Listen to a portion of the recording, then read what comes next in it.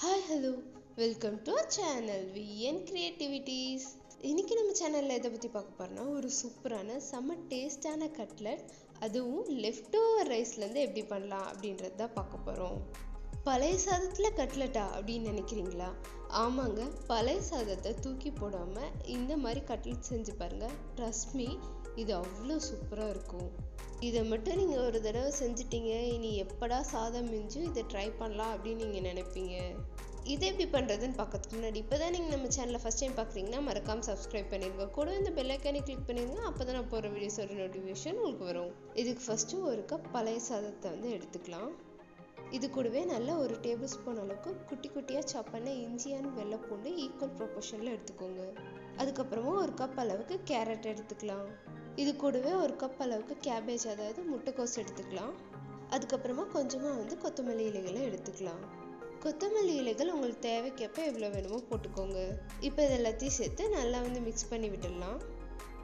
நீங்கள் இதை மிக்ஸ் பண்ணும்போது சாதத்தை நல்லா அழுத்தி பிசைஞ்சு மிக்ஸ் பண்ணுங்கள்.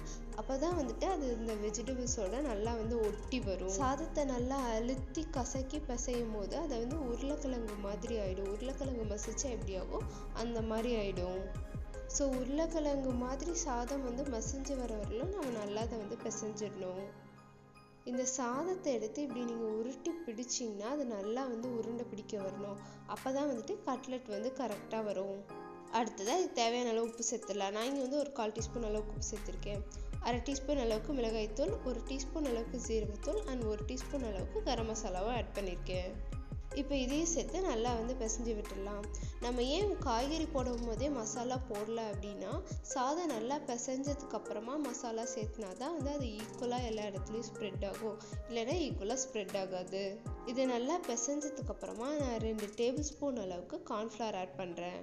நம்ம கார்ன்ஃப்ளவர் ஆட் பண்ணால் தான் நல்லா கிறிஸ்பியாக வரும். நம்ம இதில் கொஞ்சம் கூட தண்ணியே சேர்க்கக்கூடாது. அந்த சாதம் அண்ட் அந்த வெஜிடபிள்ஸில் இருக்குல்லையே ஈரப்பதம், அந்த ஈரப்பதத்துலேயே இது நம்ம பிசையணும். அப்போ தான் கரெக்டான கன்சிஸ்டன்சியில் இது வரும்.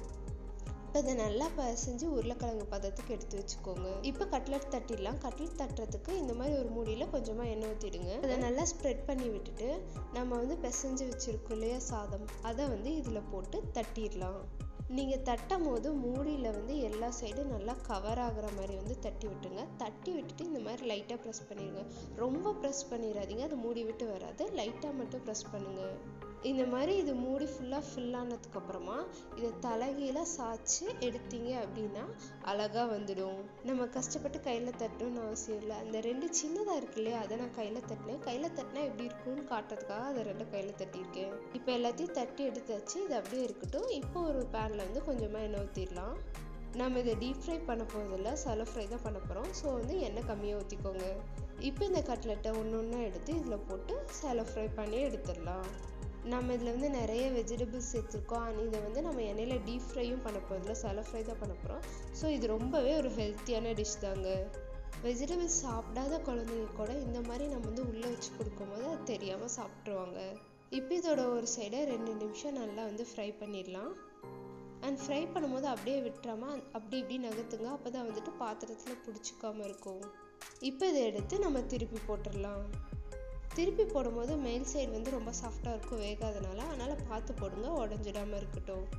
இந்த மாதிரி ஒன்று ஒன்றா எடுத்து நம்ம திருப்பி போட்டு 2 சைடும் நல்லா கிறிஸ்பியாக வர வரலும் வேக வச்சு எடுத்துடலாம். மத்தியானம் மீந்த சாதத்தை இந்த மாதிரி ஈவினிங்கில் நீங்கள் ஸ்நாக்காக செஞ்சு கொடுத்தீங்கன்னு வைங்க, குழந்தைங்க ரொம்ப விரும்பி சாப்பிடுவாங்க. இப்போ பாருங்கள், இது 2 சைடும் நல்லா ஃப்ரை ஆயிடுச்சு. பார்க்கவே எவ்வளோ சூப்பராக இருக்குது அப்படின்ட்டு பாருங்கள்.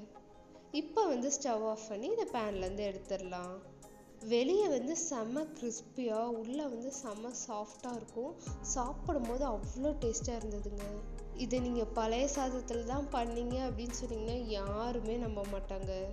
இது சும்மா சாப்பிட்டாலே சூப்பராக இருக்குங்க. உங்களுக்கு வேணுன்னா கூட தொட்டுக்க சாஸ் வச்சுக்கோங்க. உங்களுக்கு தெரிஞ்ச யாராவது சாதத்தை ரொம்ப வேஸ்ட் பண்ணுறாங்களா, அவங்களுக்கு இந்த வீடியோ அனுப்பி இது மாதிரி செஞ்சு சாப்பிட சொல்லுங்கள். டேஸ்ட்டுக்கு டேஸ்ட்டும் ஆச்சு, நமக்கு வேஸ்டேஜும் கம்மியாச்சு. அண்ட் நீங்களும் இதை மறக்காமல் செஞ்சு பார்த்து எப்படி இருந்தது அப்படின்றத எனக்கு கமெண்ட்டில் சொல்லிடுங்க. இந்த வீடியோ பிடிச்சிருந்ததுன்னா லைக் பண்ணுங்கள், ஷேர் பண்ணுங்கள், கமெண்ட் பண்ணுங்கள் அண்ட் மறக்காமல் சப்ஸ்கிரைப் பண்ணிடுங்க. தேங்க்யூ ஃபார் வாட்சிங். நாளைக்கு வேறு ஒரு வீடியோவில் பார்க்கலாம். Bye by.